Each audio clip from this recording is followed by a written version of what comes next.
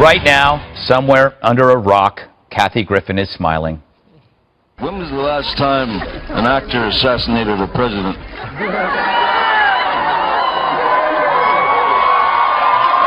I want to clarify, I'm not an actor. I lie for a living. However, it's been a while. And maybe it's time. Oh, he's drunk. Anyway, that moment sums up Depp's declining career.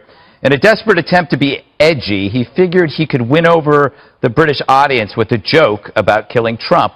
When all else fails, go there. It reveals the truth about Depp. He was never a trailblazer, but an imitator. It's why he still impersonates Keith Richards wherever he goes. Remember how Rachel Dolezal decided she was black? Depp's doing the same thing. He's culturally appropriating Keith Richards. But now Depp is 54, a member of AARP. It's time to stop dressing like your mother's hat rack.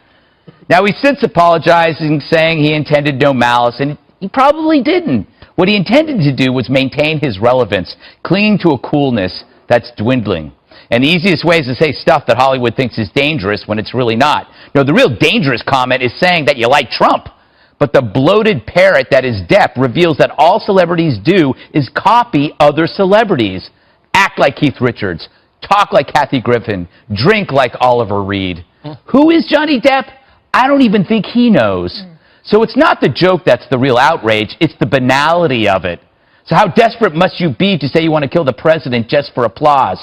Johnny Depp desperate. He wants so badly to be a Rolling Stone, but he's just rolling stoned. Jesse, he apologized. They always do. They always do. It kind of like, it was like, oh yeah, it went over your head. You guys didn't get it. It wasn't a real apology. I think Pirate Johnny's had too much rum. Yes. And I think what's going on right now, I've actually run out of things to say about celebrities talking about assassinating the president. Yeah, it's true. It's gotten kind of old. There is a pattern now that's emerging. The hardcore Hollywood left has an assassination fetish. There is a death cult surrounding the president. Now, but could you imagine if, let's just say, Vince Vaughn or Greg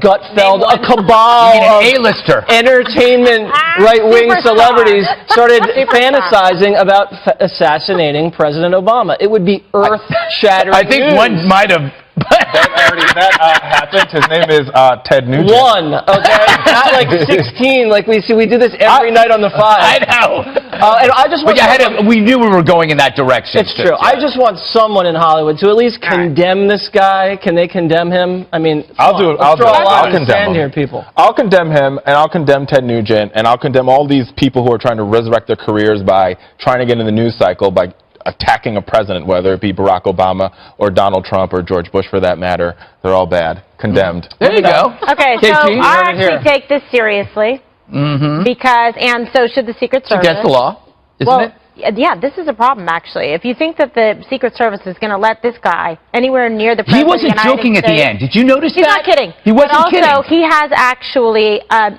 troubling past of addiction with alcohol. He has domestic violence, restraining orders just in May by his ex-wife. She filed a restraining order against him, was documented by an eyewitness. One of her friends, Raquel Pennington, was there.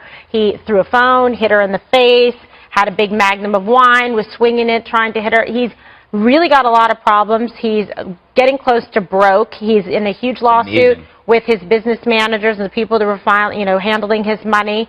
So the whole thing is a big disaster. So this is somebody who's becoming a little bit unhinged. They take these type of things seriously, and I think they should. Who knows? But, nevertheless, hopefully he's learned his lesson and, sobered up a little bit about it. Dana, what do you think? Well, I liked your point that it was so banal that it gets to be so routine that it's like it fails to shock. Yeah. Because that's what they're trying to do. So Kathy Griffin, if you remember when she held up the severed head of President Trump, in the video that posts where she talks to the cameraman and she says, we're going to get in a lot of trouble for this. Yeah. And so she intended to get all of this attention.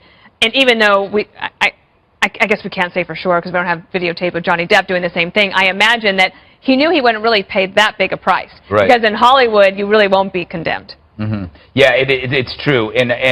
But that last line really said maybe it's time. Right. So it was a joke in the front end, and then he said, "I'm not an actor, I'm a liar." And then at the end, he comes back and goes, "Well, maybe it's time." It's inciting. Yeah. It was a joke up in the front. It was a party up front, but serious in the back. The reverse of a mullet.